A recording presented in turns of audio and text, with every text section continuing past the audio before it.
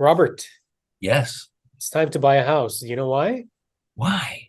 Because mortgage rates, I hear, are dropping. Today? Maybe tomorrow, but it's time to buy. And on this episode of Real Estate Chat with Robert Eid.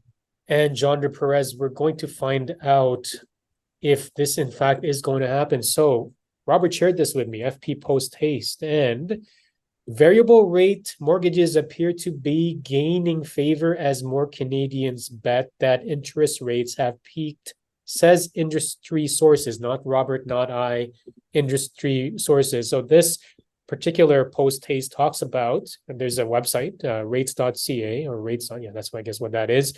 And you go to these websites to do rate comparisons. Now, because of the fact that the percentage of variable rate quotes rose to 13% in July, this made it into somebody's radar and became the news. Why? Because the number of variable rates that visitors of this website are, you could go there right now, rates.ca, not sponsors of Real Estate Chat.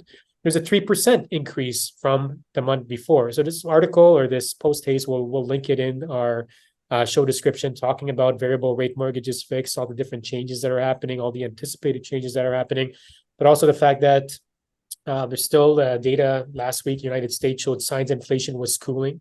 And we're going to be getting Canada's latest. By the time you're watching this, we'll probably get the consumer price index and talking further about the inflation slowing to 2.8%. Make sure you watch previous episodes of Real Estate Chat and like and subscribe, where Robert talks about the cumulative effect, however, of these inflation numbers. So, Robert, Hmm.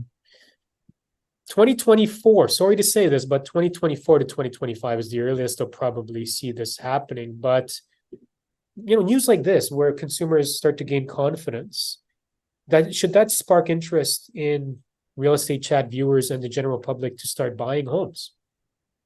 Well, it should spark interest in them reading very carefully what's included, what's not included, and what is the thrust, what is being implied in what is not actually being said. For example, if you are getting a mortgage renewal letter from your XYZ large lender that says, we will renew your mortgage next month at this rate on a 5-year basis, at this rate on a 3-year basis, at this rate on a 2-year basis, and you hear all this scuttlebutt around about variable and this, that, and the other thing, where do you go to very easily, without touching any credit rating, without looking at anything too serious, where do you go and look and just to find out maybe what the variable rates are?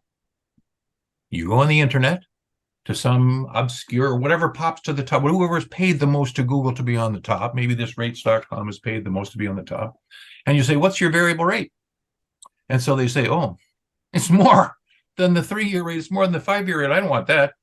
But they have made the inquiry, and more people have made the inquiry in the period of time when this survey was taken than a year ago.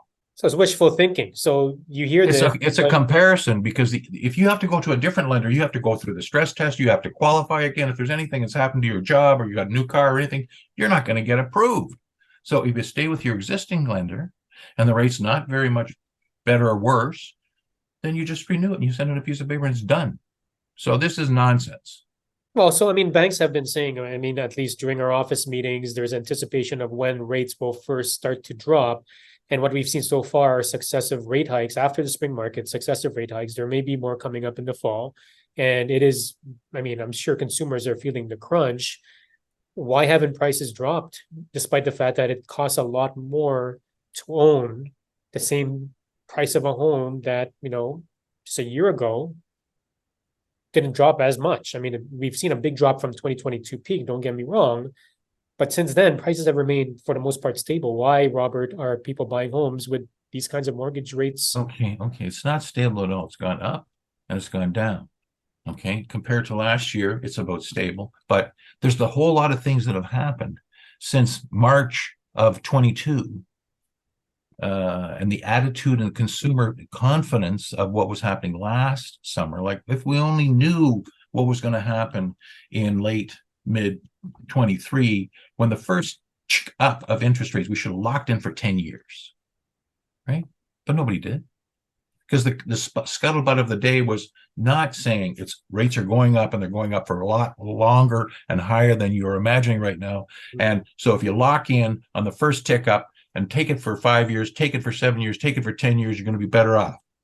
No, everybody stayed in 2 year, 3 year, and play it safe. So don't listen to the news.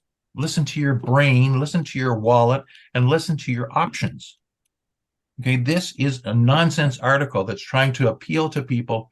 This lady got a column out of a nonsense press release from a nonsense. Who is rate.ca? They're nobody. They're just a business. You also got to look at so the key point there is the takeaway is you got to look at your numbers, right? So if at 6.7%, whatever the rate is, you're buying $1 million home, what's that payment look like? Can you afford that payment? That's why the market is 30% off. That's why it's 35% off hot. People aren't buying. Well, with the recent and projected rate hikes, could there be more price drops to come aside from seasonality wise speaking? Because I know yes, I was predicting it for last year. The last spring that went crazy, boom up, but it's going to be quiet for a while. So make sure you watch previous episodes where we share with you on Real Estate Chat how to navigate these markets. No matter what, there are opportunities. So you're either going to rent, buy, sell, or invest. One of these scenarios will happen. You got to know which one works, which strategies work in each of those scenarios. And the ultimate thing, and we've repeated it many times before, do what's right for you, do your research. The reason why we pick apart a lot of these articles and we welcome your comments to pick apart what we say is because we want to create accountability and transparency when it comes to real estate transactions. So thank you so much for watching this episode of Real Estate Chat. Robert? Yes, sir. Bye for now. I think that's it for now. That's it for now. See you next time. Bye-bye. Bye-bye.